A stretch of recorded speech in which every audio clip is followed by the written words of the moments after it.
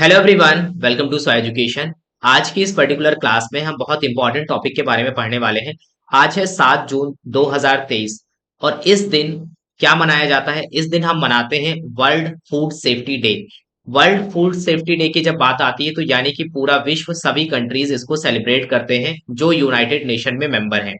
United nation में member है और वहां पर सबसे इंपॉर्टेंट रोल किसका होता है? वर्ल्ड हेल्थ ऑर्गेनाइजेशन और FAO यानी कि फूड एंड एग्रीकल्चर ऑर्गेनाइजेशन, वही होते हैं जो इस इवेंट को पूरी तरीके से ऑर्गेनाइज करते हैं। इंडिया की अगर हम बात करें तो हम भी इस चीज को आगे बढ़ाने के लिए, भारत भी इसको सेलिब्रेट करता है वर्ल्ड फूड सेफ्टी के रूप में। और इस दिन इंडिया में बहुत सारी चीजें होती हैं, जैसे कि अगर हम बात करें तो इस दिन FSSAI कई सारे इवेंट्स चलाता है जिससे लोगों को अवेयर किया जाए फूड सेफ्टी को लेकर के। सबसे इंपॉर्टेंट बात, आज के दिन हमारे हेल्थ मिनिस्टर मनसुख मंडाविया जी हैं जो इस टाइम पे, तो पिछले साल भी क्या हुआ था, 7 जून को ही एक स्टेट को लेकर के एक स्टेट रैंकिंग निकाली जाती है, फूड सेफ्टी स्टेट रैंकिंग जिसको हम बोलते हैं। उसमें क्या होता है कि सभी स्टेट्स का ये देखा जाता है कि जो भी स्टेट हैं उनको फूड सेफ्टी को लेकर के जो रैंकिंग प्रोवाइड करी जाती है, तो उसमें कई सारे पैरामीटर्स होते हैं जो देखे जाते हैं, जिनके बेसिस पे उनको रैंकिंग वगैरह प्रोवाइड करी जाती है। ठीक है, तो इससे ये पता चलता है कि जिस स्टेट्स को यहाँ पर टॉप रैंक पे रखा गया है, तो वो उसको उसकी फूड सेफ्टी की जो रैंक है काफी अच्छी है। तो उससे हमें ये पता चलता है कि उसने फूड सेफ्टी को लेकर अपने स्टेट में बहुत अच्छा काम किया है। इसके लिए सबसे ज्यादा रिस्पॉन्सिबल कोई होता है अपने स्टेट में, तो वो होता है कमिश्नर ऑफ फूड सेफ्टी। तो कमिश्नर ऑफ फूड सेफ्टी का यहाँ पर बहुत बड़ा रोल होता है, क्योंकि वही अपने स्टेट में सारी गाइडलाइंस और टाइम टू टाइम जो भी चीजें होती है उनको वहां पर इंस्ट्रक्शंस वगैरह देने होते हैं। उसके बाद में डेजिग्नेटेड ऑफिसर और ग्राउंड लेवल पे फूड सेफ्टी ऑफिसर सारी चीजों को इम्प्लीमेंट करते हैं। तो आज की इस क्लास में हम यही समझेंगे कि जो वर्ल्ड फूड सेफ्टी डे जो हम मनाते हैं वो क्यों मनाते हैं। दूसरी इंपॉर्टेंट चीज डायरेक्ट एग्जाम के लिए जो इंपॉर्टेंट हो जाती है कि 2023 का जो फूड सेफ्टी डे है उसकी थीम क्या है? तो उसकी थीम है food standards save lives. Standards बहुत इंपॉर्टेंट हो जाते हैं, तो इसमें हम देखेंगे कि स्टैंडर्ड्स किस तरीके से काम करते हैं। बाकी स्टैंडर्ड्स को अगर आप पढ़ोगे तो बहुत डिटेल में चीजें हो जाती हैं। ठीक है, इसके साथ ही साथ क्या हुआ कि जो हमारे प्राइम मिनिस्टर हैं उन्होंने भी इस साल जो इंटरनेशनल ईयर ऑफ मिलेट है उसका जो कॉन्फ्रेंस हुआ था उसमें एक किताब को लॉन्च किया था श्री अन्न के नाम से। उसके बारे में भी थोड़ा हम देखेंगे। ठीक है, अगर हम देखें जो union minister of health and family welfare, ठीक है, जो कि डॉक्टर मनसुख मंडाविया जी हैं, उन्होंने आज के दिन पे यहाँ पे स्पीच वगैरह भी दी है इसको लेकर के, और उन्होंने बताया है कि हम फूड सेफ्टी इकोसिस्टम को कैसे मजबूत कर सकते हैं। उनका उसमें ये भी मैसेज था कि केवल और केवल गवर्नमेंट इस काम को नहीं कर सकती है, इसमें सभी का योगदान जरूरी है, चाहे वो कंज्यूमर हो, चाहे वो फूड बिजनेस ऑपरेटर हो, चाहे वो फूड अथॉरिटीज हो, चाहे स्टेट और सेंट्रल की गवर्नमेंट हो। सभी को मिल करके यहाँ पर काम करना पड़ेगा, हर एक नागरिक को काम करना पड़ेगा, तब जाकर के हम फूड सेफ्टी को इंश्योर कर सकेंगे। अगर आप WHO की रिपोर्ट देखोगे तो फूड बॉर्न डिजीज की वजह से काफी सारी डेथ होती है। तो इन सारी चीजों को कम करने के लिए और एक अच्छी लाइफ स्टाइल देने के लिए लोगों को, आज के टाइम पे आप देखोगे कि लाइफ स्टाइल डिजीज कितनी ज्यादा है, हार्ट स्ट्रोक हमें देखने को मिलते हैं, कार्डियोवास्कुलर डिजीज बहुत ज्यादा है, कैंसर डिजीज बहुत ज्यादा है। तो ये सारी चीजें जो लाइफ स्टाइल डिजीज है इनको कम करने के लिए हमें फूड पे बहुत ज्यादा ध्यान देना होगा। कभी आपने देखा है कि अगर हम देखें कि अगर हम 10 to 15 डेज अगर हम लेकर के चलें और हम अगर अपनी डाइट को अच्छे से प्लान कर लेते हैं और उसके अकॉर्डिंग चलते हैं, तो आप देखो कुछ दिन बाद अभी आपको फील होगा कि आपके अंदर जो भी डिजीज थी अभी वो आपको वो कुछ भी नहीं फील होता है, आप एकदम पूरी तरीके से हेल्दी फील करते हो। तो डाइट चेंज करने से और एक्सरसाइज करने से इतने सारे डिफरेंसेस हमें देखने को मिलते हैं, रियली ऐसा होता भी है। तो फूड बहुत इंपॉर्टेंट है, अगर हम फूड पे फोकस नहीं करेंगे तो इन्हीं सारी चीजों को ध्यान में रखते हुए इतने बड़े बड़े इवेंट्स चलाए जा रहे हैं, एग्जाम पॉइंट ऑफ व्यू से आपके लिए बहुत इंपॉर्टेंट है आज का दिन। इससे रिलेटेड सारी चीजें इस पर्टिकुलर क्लास में हम डिस्कस करेंगे। ठीक है, तो ये जो इवेंट्स वगैरह होते हैं इंटरनेशनल लेवल पे, तो हमारी कंट्री में इन सारी चीजों को प्रमोट करने के लिए, आगे बढ़ाने के लिए FSSAI रिस्पॉन्सिबल होता है, food safety and standard authority of India. तो food safety and standard authority of India इसको लेकर के कई सारे इनिशिएटिव्स भी चलाता है जिनको हम यहाँ पर देखेंगे। ठीक है, तो आगे बढ़ने से पहले देखो, सबसे पहले हम ये समझ लेते हैं कि ये जो फूड सेफ्टी का कॉन्सेप्ट है ये कैसे निकल करके आता है। तो वर्ल्ड फूड सेफ्टी डे 2023 को लेकर के अगर बात करें तो यहाँ पर WHO का कहना है कि इस बार हम फिफ्थ फिफ्थ मना रहे हैं। इसके पहले 2019 में फर्स्ट टाइम हुआ था, तो इस बार हम पांचवा वर्ल्ड फूड सेफ्टी डे मना रहे हैं। इसको हम सेलिब्रेट कर रहे हैं 7 जून 2023 को। इसका मेन कारण यही है कि इससे क्या होगा कि लोगों का ध्यान हम खींच सके फूड सेफ्टी की तरफ। कैसे वो होने वाली जो डिजीज होती है, जैसे फूड बॉर्न डिजीज वगैरह होती है, इनको कैसे मैनेज कर सकते हैं, कैसे वो कंट्रीब्यूशन दे सकते हैं नेशन को, और यहाँ पर ह्यूमन हेल्थ को कैसे प्रोटेक्ट किया जा सकता है। इकोनॉमिक प्रॉस्पेरिटी भी यहाँ पर काफी ज्यादा चेंज होती है कि अगर हम बात करें कि अगर अगर हम देखें कि फूड बॉर्न डिजीज को अगर हम कम करें तो देखो कि बहुत सारे बेनिफिट्स होते हैं। हमारा जो हेल्थ का जो सिस्टम है वो बहुत अच्छे से काम कर पाएगा अगर लोग कम बीमार होंगे। तो अगर फूड की वजह से अगर हमें इतना ज्यादा फायदा हो रहा है कि अगर हम अपनी हेल्थ पे ध्यान रखें और अगर हम अच्छा भोजन खाएं तो कहीं ना कहीं ये इससे पूरे नेशन पे बहुत ज्यादा इम्पैक्ट पड़ता है। ठीक है, agriculture production, market access, tourism और सस्टेनेबल डेवलपमेंट पे भी काफी ज्यादा चेंजेस हमें देखने को मिलते हैं। ठीक है, अब हम यहाँ पर अगर देखें वर्ल्ड फूड सेफ्टी डे जो मनाया गया था वो फर्स्ट टाइम कब मनाया गया था और कब ये स्टार्ट हुआ था। तो फर्स्ट टाइम इसको सेलिब्रेट किया गया था कब? सेलिब्रेट किया गया था 7 जून 2019 को। तो 2019 से ये चला आ रहा है, उसके बाद में 20, 21 हर साल हम इसको मनाते चले आ रहे हैं। ठीक है, तो यहां पर अगर हम देखें तो इसका मेन पर्पस यही था कि क्या करें, help prevent, detect and manage food borne risk. जो फूड बॉर्न रिस्क होते हैं उनको मैनेज किया जा सके, उनको प्रिवेंट किया जा सके, इसी चीज को आगे बढ़ाने के लिए यहाँ पर ये डे मनाना सेलिब्रेट किया गया था। ठीक है, अब यहां पर अगर हम देखें तो सबसे इंपॉर्टेंट चीज आपको यही याद रखनी है कि इस साल का थीम क्या है। The year theme of World Food Safety day, food standards save lives. देखो स्टैंडर्ड्स बहुत इंपॉर्टेंट होते हैं। स्टैंडर्ड्स क्या होता है? एक सेट ऑफ क्राइटेरिया होता है किसी भी आर्टिकल ऑफ फूड के लिए। वो ये बताते हैं स्टैंडर्ड्स कि किसी भी आर्टिकल ऑफ फूड में आपको फूड एडिटिव कितना डालना है, कोई भी सब्सटेंस अगर आप अलग से उसमें ऐड कर रहे हो तो उसका लिमिट क्या होना चाहिए। अगर उसका लिमिट नहीं डिसाइड होगा तो किसी भी मात्रा में अगर उसको यूज किया जाएगा तो वो ह्यूमन कंजम्पशन के लिए बहुत ज्यादा हानिकारक होगा। तो इसी वजह से फूड स्टैंडर्ड्स बहुत जरूरी थे। तो फूड स्टैंडर्ड्स बहुत बहुत टाइप के, एडिटिव्स के लिए, कंटामिनेंट्स के लिए, टॉक्सिक सब्सटेंस के लिए, तो डिफरेंट डिफरेंट फूड स्टैंडर्ड्स हमें देखने को मिल जाएंगे। देखो कभी आपने सोचा है कि अगर आप जो फूड कंज्यूम कर रहे हो, when you eat, how do you know your food is safe? आप कैसे पता करोगे कि आपका फूड सेफ है? तो वहां पर देखो अगर उसने प्रॉपर स्टैंडर्ड्स को फॉलो किया है। प्रॉपर स्टैंडर्ड्स की बात करते हैं तो अगर वर्ल्ड लेवल पे अगर किसी प्रोडक्ट को वर्ल्ड लेवल पे सेल किया जाता है, अगर बाहर से कोई प्रोडक्ट आ रहा है, सपोज दैट अगर यूरोपियन कंट्री से कोई भी आर्टिकल ऑफ फूड आ रहा है, अगर उसको आप इंडिया में कंज्यूम करते हो तो उस पर सबसे पहले आपको कोडेक्स का स्टैंडर्ड्स देखने को मिलेगा। तो इंटरनेशनल लेवल पे स्टैंडर्ड्स कौन बनाता है? इंटरनेशनल स्टैंडर्ड्स जो होते हैं वो बनाए जाते हैं कोडेक्स एलिमेंटेरियस के द्वारा। तो स्टैंडर्ड्स हमें ये बताते हैं कि जो भी हम फूड कंज्यूम करने जा रहे हैं वो सेफ है। Food standard are a way of insuring safety and quality.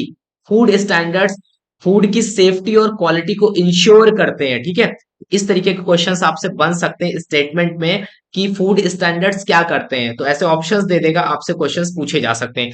Most governments and organization adopt the enforce food standard. तो क्या होता है, जो डिफरेंट डिफरेंट गवर्नमेंट है, जैसे यूनाइटेड नेशन है तो यूएन में बहुत सारे मेंबर्स हैं।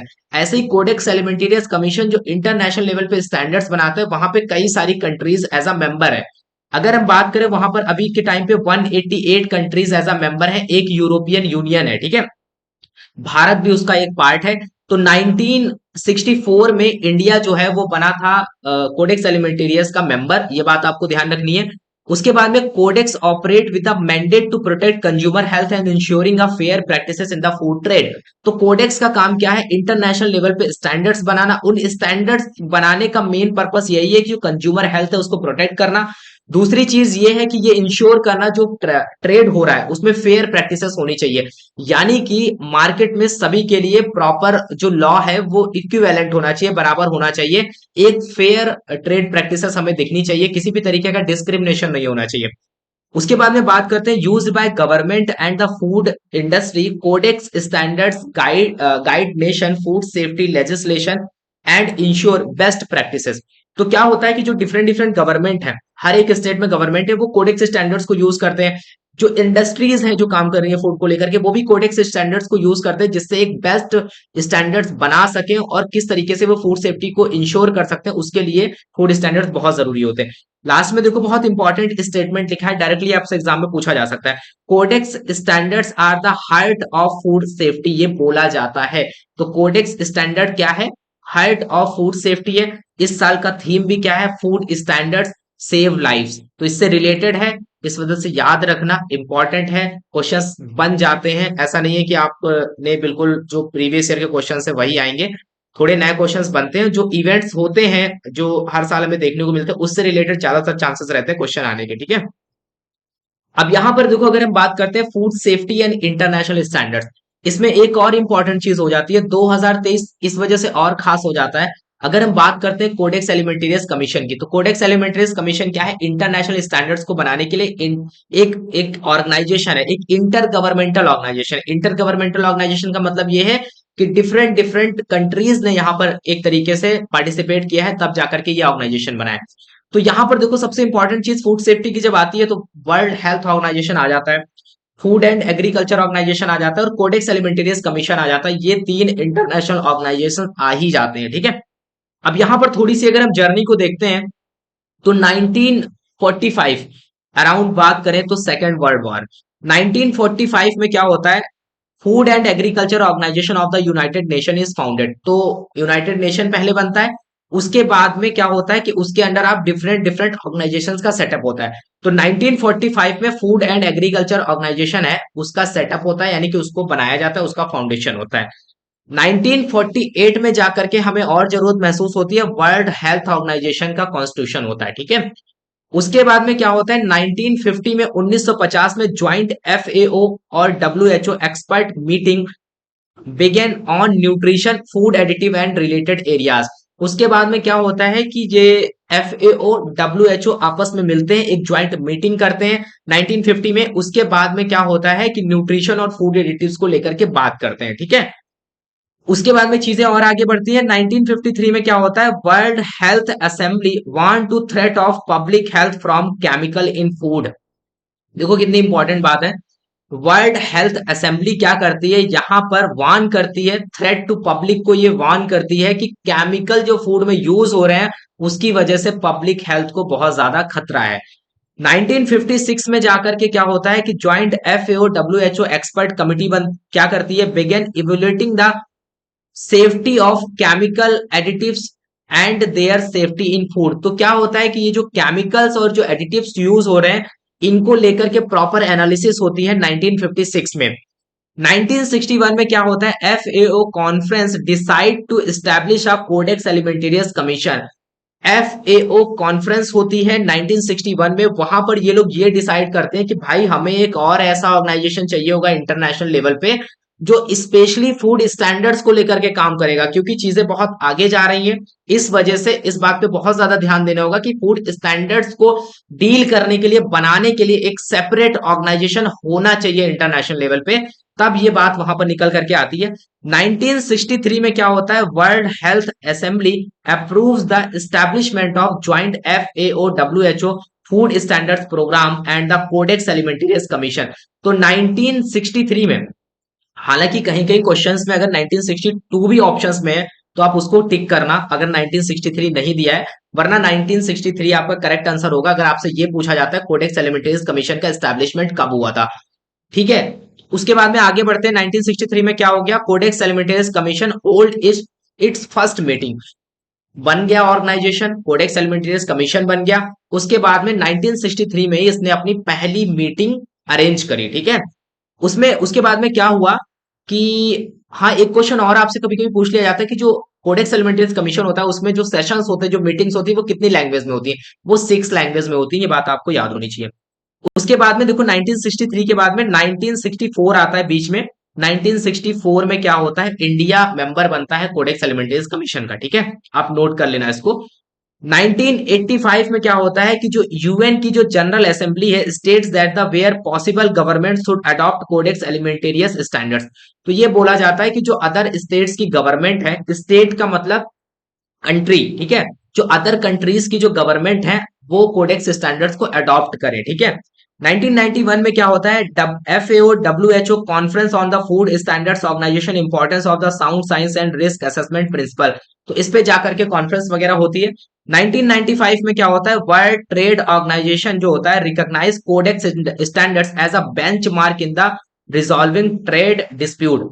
अब देखो यहां पर बहुत इंपॉर्टेंट बात आती है, 1995 में जब वर्ल्ड ट्रेड ऑर्गेनाइजेशन आता है, पहले तो दूसरा प्रोसेस था, एक जनरल एग्रीमेंट चलता था। जब 1995 में वर्ल्ड ट्रेड ऑर्गेनाइजेशन डब्ल्यूटीओ आ जाता है, तो डब्ल्यूटीओ क्या कर देता है, डब्ल्यूटीओ ये कर देता है कि फूड स्टैंडर्ड्स जो होते हैं, जो कोडेक्स एलिमेंटेरियस कमीशन के द्वारा रिकॉग्नाइज्ड होते हैं, उनको एज अ बेंचमार्क सेट कर दिया किसी भी डिस्प्यूट को सॉल्व करने के लिए। सपोज दैट इंडिया से एक आर्टिकल ऑफ फूड जा रहा है, उसके बाद में यूरोपियन कंट्री से एक आर्टिकल ऑफ फूड आ रहा है, अगर कोई चीजें कस्टम्स में फंसती है, कोई डिस्प्यूट होता है ट्रेड के टाइम पे, तो उस टाइम पे कोडेक्स स्टैंडर्ड्स को एज अ बेंचमार्क माना जाएगा, उसी को ध्यान में रखते हुए डिस्प्यूट को रिजॉल्व किया जाएगा। तो कोडेक्स स्टैंडर्ड जो है बहुत इंपॉर्टेंट हो जाते हैं इंटरनेशनल मार्केट में, ठीक है। 2023 में क्या होता है, codex alimentarius commission plan to hold is 46 session. इसका 46वां सेशन इस बार होगा। 45वां सेशन हुआ था, उसमें क्या हुआ था, 45वां सेशन जब हुआ था तब देखोगे उस टाइम पे कौन थे, चेयरपर्सन स्टीव बियरने थे। तो इस टाइम पे कोडेक्स एलिमेंटेरियस कमीशन के जो चेयरपर्सन है कौन है, स्टीव बियरने है। ये भी बात आपको पता होनी चाहिए। ये सारी चीजें डिटेल में जो कोडेक्स को पढ़ते हैं, ठीक है, वहां भी। उसके बाद में आज 2023 जो है, 2023 में आज हम देख रहे हैं कि कोडेक्स एलिमेंटेरियस कमीशन को पूरे 60 साल कंप्लीट हो रहे हैं, और यहाँ पर ये 60 ईयर ऑफ स्टैंडर्ड सेटिंग इसको कंप्लीट हो जाएंगे, ठीक है। तो ये सारे क्वेश्चंस है, स्पेशली फूड सेफ्टी से रिलेटेड जो भी एग्जाम्स हैं, कोडेक्स से रिलेटेड कोई ना कोई क्वेश्चन जरूर आता है, ठीक है।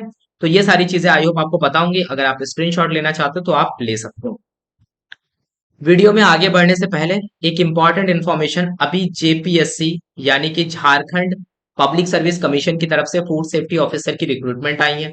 अगर आप उसके लिए प्रिपरेशन कर रहे हो और आप एकदम प्रॉपर वे में, प्रॉपर गाइडेंस के साथ में प्रिपरेशन करना चाहते हो, जिससे आपको सारी चीजें बहुत अच्छे से समझ में आए, तो आप स्व एजुकेशन का वीडियो कोर्स ज्वाइन कर सकते हो, जहां पर आपको पेपर 1 पेपर 2 के लिए नोट्स अवेलेबल कराए जाएंगे, साथ ही साथ आपको वीडियो क्लासेस अवेलेबल कराई जाएंगी।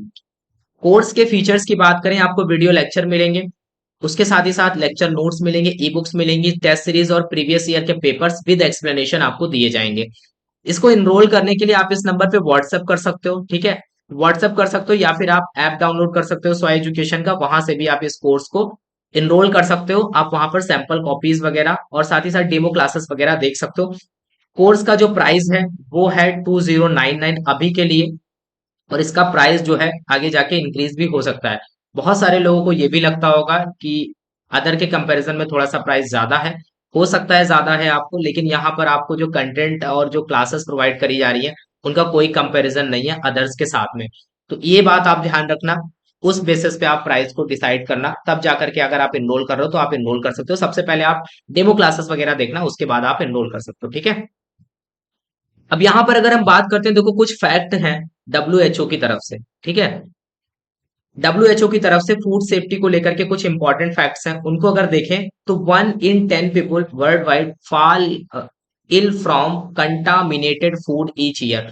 तो हर साल अगर हम बात करें 10 में से अगर हम देखें तो एक कैंडिडेट फूड बॉर्न डिजीज से बीमार होता है, ठीक है। उसके बाद में देखो तो ओवर 200 डिजीजेस अगर हम देखते हैं are caused by the eating food contaminated with bacteria, virus और पैरासाइट। तो बैक्टीरिया, वायरस और पैरासाइट की वजह से जो कंटामिनेटेड फूड होता है उसको कंज्यूम करने से लगभग यहाँ पर 200 तरह की डिजीज हमें देखने को मिलती है। ये हम नहीं, डब्ल्यूएचओ बोल रहा है, ठीक है। अगर हम बात करते हैं children under 5 make up 9% of the population but carry 40% of the food borne disease हमें देखने को मिलती है, ठीक है। Food safety standard protects the lives of all and the livelihood of many. Food standards हमने पीछे देखा बहुत इंपॉर्टेंट होते हैं इन सारी चीजों को कम करने के लिए, प्रोटेक्ट करने के लिए। The codex alimentarius commission has been setting international food standards for 60 years. 60 साल से कोडेक्स को लेकर के काम कर रहा है। The codex alimentarius commission has 236 standards, ठीक है, ये बात आपको पता होनी चाहिए। 84 गाइडलाइंस एंड 56 कोड्स हैं, डायरेक्टली क्वेश्चंस पूछ लिए जाते हैं, ठीक है।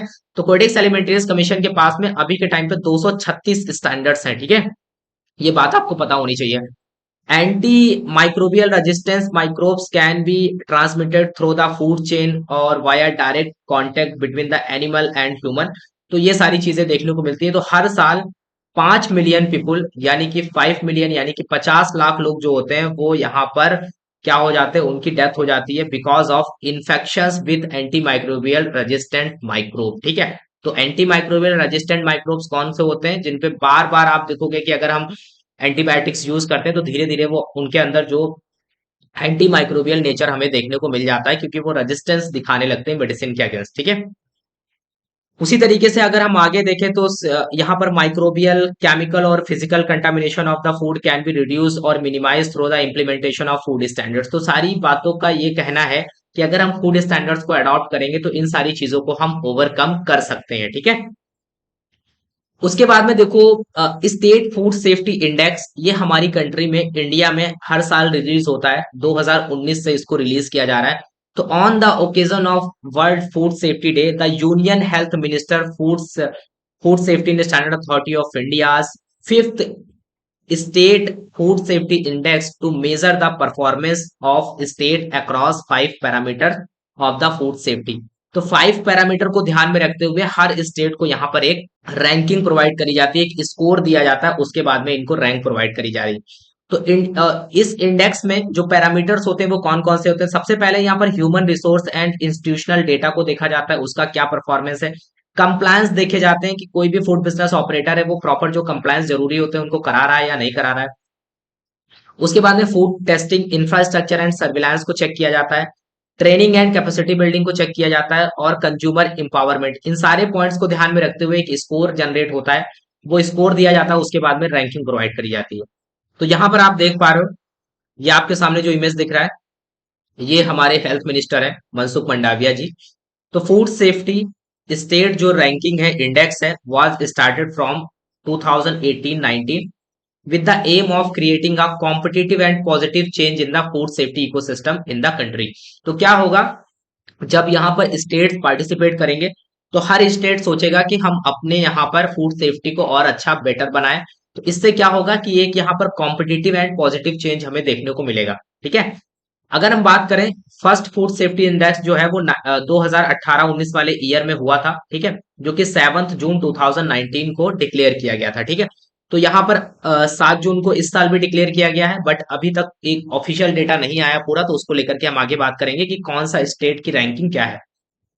तो इसके बाद में एक और कॉन्सेप्ट को हम देख लेते हैं, जो कि है इंटरनेशनल ईयर ऑफ मिलेट को लेकर के। तो 2023 को पूरा विश्व मनाया है इंटरनेशनल ईयर ऑफ मिलेट, और हम मना भी रहे हैं इंटरनेशनल ईयर ऑफ मिलेट के रूप में। ठीक है, तो ये जो कॉन्सेप्ट है ये कहां से निकल करके आता है? यूनाइटेड नेशन की असेंबली से निकल करके आता है।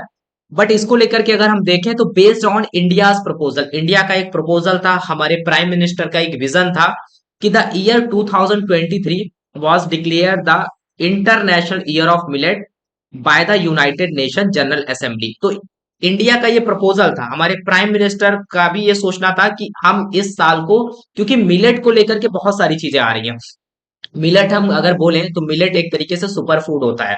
आप देखोगे कि यूक्रेन हो गया, रसिया हो गया, उस टाइम पे फूड को लेकर के इतना ज्यादा क्राइसिस हमें देखने को मिली, तो ज्यादातर लोग राइस और वीट पे डिपेंड होते हैं, बट मिलेट कोई बहुत ज्यादा कंज्यूम नहीं करता। बट देखा जाए तो मिलेट एक तरीके से सुपर फूड है एज कंपेयर टू वीट। तो मिलेट जो है वो बहुत ज्यादा हेल्दी होता है हमारी हेल्थ के लिए। इसी को लेकर के, इसी को प्रमोट करने के लिए ये सारा प्रमोशन एक तरीके से किया गया, और इन्हीं सारी चीजों को लेकर के एक बहुत सारे इनिशिएटिव चलाए गए।